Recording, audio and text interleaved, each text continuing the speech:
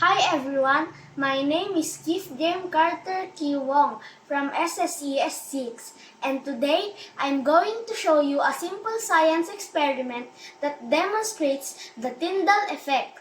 So what is Tyndall effect?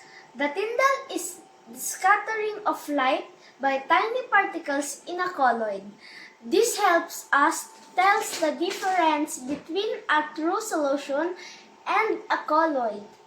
In this experiment, we'll see how light behaves differently in clear water and in a mixture with tiny particles. Here's what we need for the experiment. 1. A flashlight. Today, I'm going to be using a cell phone flashlight. Next, 2 clear glasses or plastic cups. Next, water. Then, milk. Now, let's begin.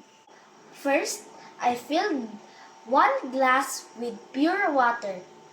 Next, I filled the second glass mixed with a few drops of milk.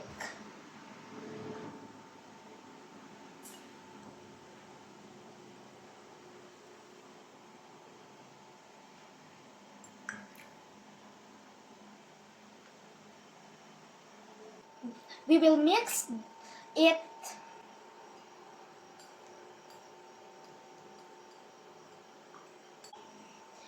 I dimmed or turned off the lights to make the light beam easier to see. Then, I will shine the flashlight through each glass one at a time from the side. When I shine the flashlight through the glass of pure water, the beam of light is not visible from the side because the water is a true solution and does not scatter light.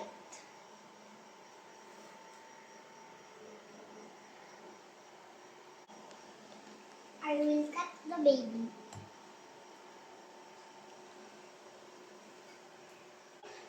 But when I shine the flashlight through the glass of milk and water mixture, the beam of light is clearly visible from the side.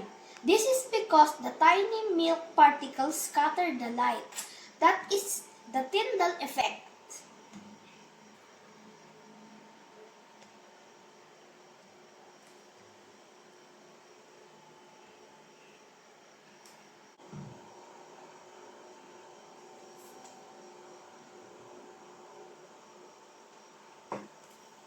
This simple experiment helps us understand how light behaves in different types of mixtures. Thank you for watching my demonstration of the Tyndall effect. Once again, I am Keith James Carter Q. Wong from SSES 6. Bye!